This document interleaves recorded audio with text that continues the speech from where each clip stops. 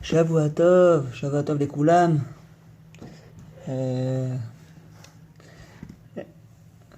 Tsaoraim Tovim. Nous sommes le Yud Zain Betevet. Baruch Hashem, il y a beaucoup de choses à raconter. Là, cette vidéo qu'on va faire aujourd'hui, c'est sur la parashat Shemot, étant donné que c'est la parashat de cette semaine. Ce cours sera pour la refoua shlema de Netanel Ilan ben Sheina Tzipora, de Shira bat Michal Misaoudi Sebag, et pour d'autres blessés, malades et tout, toutes les...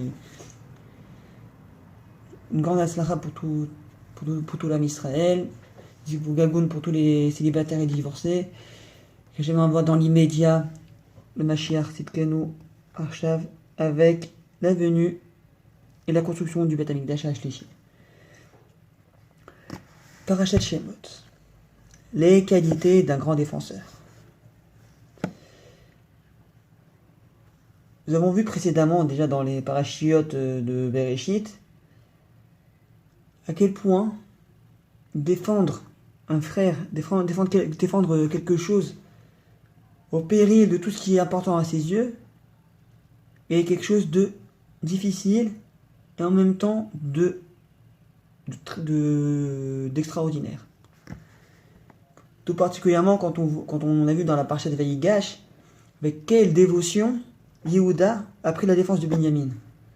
Quand Yosef a voulu a décidé de vouloir le mettre en Égypte, de le garder en Égypte parce que à cause du fait qu'il aurait volé la coupe de Yosef, alors que c'est Yosef lui-même qui a fait ce subterfuge pour pouvoir faire venir tout le monde en Égypte. Et à quel point Yehuda était prêt à partir en guerre contre toute l'Égypte. Et si on voit d'après le Midrash et d'après le Midrashim, la Kuchimoni et toute autre idée, ils étaient vraiment prêts à se battre. Yehuda a crié tellement fort que Kuchim est venu l'aider. D'autres Midrashim disent que Yehuda a demandé à Naphtali de faire de compter les points faibles du palais. Ils étaient vraiment prêts à tout pour sauver Binyamin. À quel point, quand l'âme Israël est uni, on est capable de détruire énormément de choses. Quand il est uni et quand il est Mahamid Ba'Hashem. Ça, il n'y a pas de doute, on peut réussir. N'importe quoi. Maintenant, nous allons parler de la qualité d'un autre grand défenseur qui, non seulement il a défendu son peuple, mais aussi il a réussi également à prendre la défense de d'autres personnes. On parle de qui ?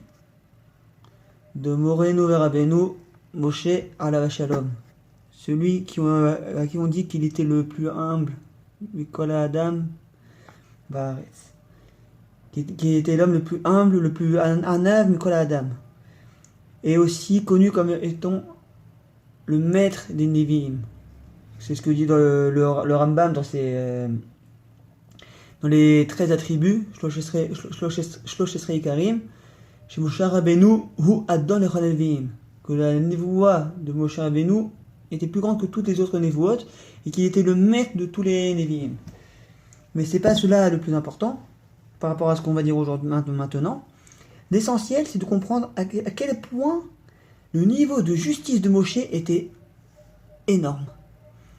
C'est le Shabbat, et on avait écouté un cours avec le Rav Sroussi. Il nous a dit qu'il y avait une différence énorme entre... Non, excuse-moi, je me suis trompé. C'était avant-hier, il y avait un cours avec le Rav Seror à Tel Aviv, et il nous a expliqué la différence entre les deux frères, entre Moshe et Aaron. Moshe était la justice même si la personne devait, les Shalom, payer pour ses crimes. Moshe, c'est la justice dure, la vraie justice.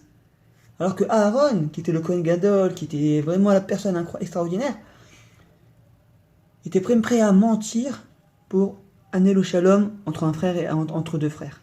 Être prêt à tout faire pour aider le peuple. Même quand Rabbi Shalom il y a eu la faute du veau d'or, Aaron a été plus ou moins aidé à faire le veau d'or. Mais il a dit que c'était pour gagner du temps.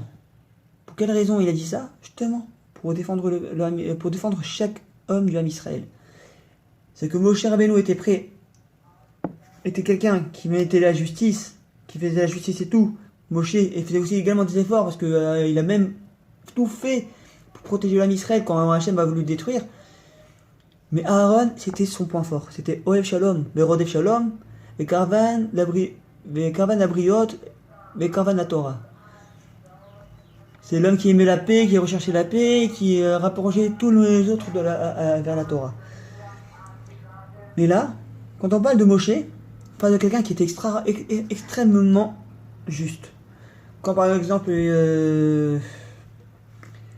avant même qu'il soit le Moshe Rabbeinu, celui qui était connu comme le plus grand des navis, c'était un homme de justice. Et à cette époque-là, il travaillait dans la cour de Paro. C'était le chef de l'armée de Paro.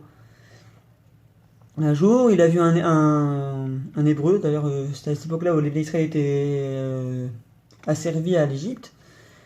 Moshe, il se balade du côté des Israël qui travaillaient. Il voit un Égyptien en train de frapper un Hébreu, de le frapper de le frapper sans raison. Enfin, sans raison. D'après Rachi, cet Égyptien-là a eu un problème avec une femme qui est connue comme le nom de Shulamit Bat Divri. On en parlera plus tard dans la parashat Vayikra, comme étant une femme qui avait le problème de la parlotte. Shlomit, parce qu'elle disait toujours Shalom. Divri, parce qu'elle était habituée à la parole. Dès qu'elle voyait quelqu'un, par exemple qu'il soit juif ou égyptien, elle allait le voir et elle disait bonjour. Alors l'Égyptien même qui frappait l'homme, cet homme-là, c'était le mari de Shlomit Bat Divri. Cet Égyptien-là, pendant que son mari était en train de travailler, il s'occupait de sa femme, et quand il arrivait à la maison, l'Égyptien a été surpris, il a commencé à vouloir le frapper de plus en plus fort pour le faire oublier ce qui s'est passé. Donc, Moshe a eu vent de l'histoire, et c'est l'une des raisons pourquoi Moshe a vu l'Égyptien. Il a fait en sorte que personne ne le regarde, et il a frappé l'Égyptien et il l'a tué. D'autres disent que Moshe a utilisé le Shem HaMeforach pour tuer l'Égyptien, et il l'a enterré. Bien sûr, après, il y a eu la dispute entre Dathan et Abiram, où il a essayé d'éviter la dispute. Mais Dathan et Abiram, ils ont dit, mais est-ce que tu es maître sur nous? Est-ce que tu vas nous tuer comme tu as tué l'Égyptien? Et à cause de ça, Moshe il a eu peur. Dathan et Abiram sont partis rapporter ce que Moshe a fait à l'Égyptien, à Paro. Paro a su ce qui s'est passé. Moshe a été condamné à mort. Bien entendu, il a été sauvé. Et ensuite, il est parti du côté. Il a été sauvé par Hachem. Quand Paro a voulu lui couper la tête, son cou s'est transformé en marbre. Ensuite, Moshe, il a réussi à partir. Il est parti de l'Égypte pour aller dans les terres de Midian. Et là, encore une fois, on va voir à quel point Moshe avait une force de justice et de grand défenseur hors du commun. Même quand il y a eu l'histoire, quand il est arrivé à Midian, il était près d'un ruisseau et tout ça, il était près d'un puits et tout ça. À ce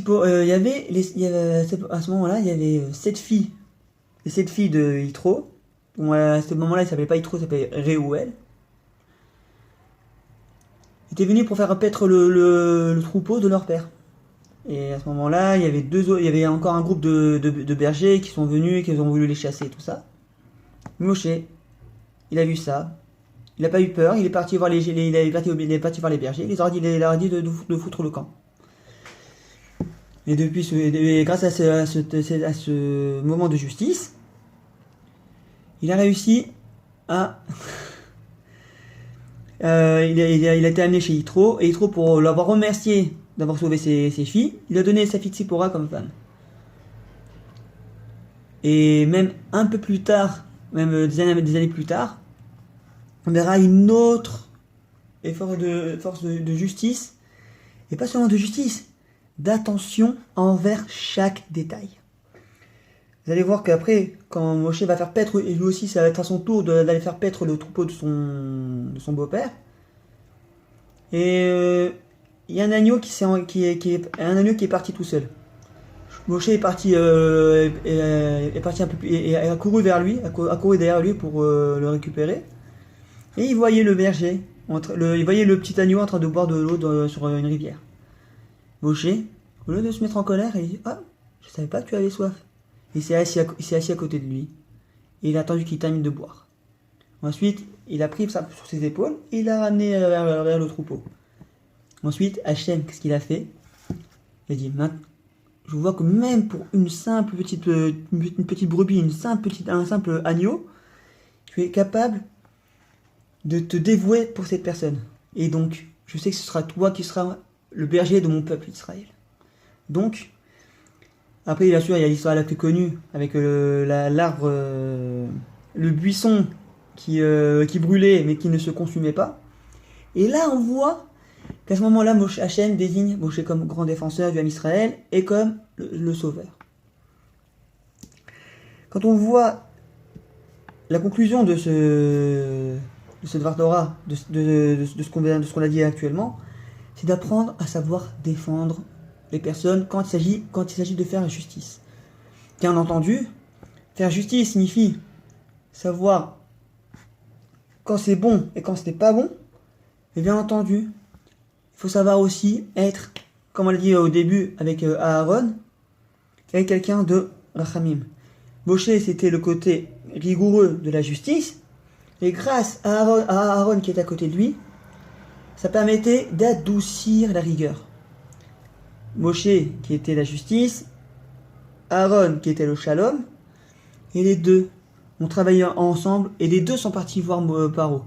Parce que Moshe qui était rigueur, qui avait peur de pouvoir essayer de rendre justice à Paro, Aaron était là pour faire le porte-parole et amener le shalom. Espérons que le Ham Israël serait prêt à partir d'Égypte. C'est ça ce qu'on apprend. Et surtout, apprendre, comme on l'a dit dans les précédentes vidéos et tout ça, à quel point il est important de défendre chaque personne. Du Ham Israël en particulier. Et même quand tu vois Chas Shalom, bon, on va dire même un homme, même si c'est un goy et tout ça, essaye de rendre justice. Même s'il n'est pas de ton peuple, il n'est pas tout ça. Le Ham Israël est censé être une lumière pour les goyim. À plus forte raison, tu dois faire essayer de mettre de la lumière dans une affaire. Si tu es mêlé à une histoire, pour la régler. Donc voilà, je vous souhaite à tous Shavua Tov. Je souhaite beaucoup d'Atzlacha pour chaque personne, pour nos Chayalim qui nous défendent chaque jour. Atzlacha pour les membres de la sécurité, surtout ceux de Hebron qui ont des difficultés financières, qu'Hachem leur donne la parnassa qu'il faut, qu'ils puissent être comblés de bonnes choses, parce qu'ils le méritent vraiment. Allez, Shavua Tov et bonne journée à tous.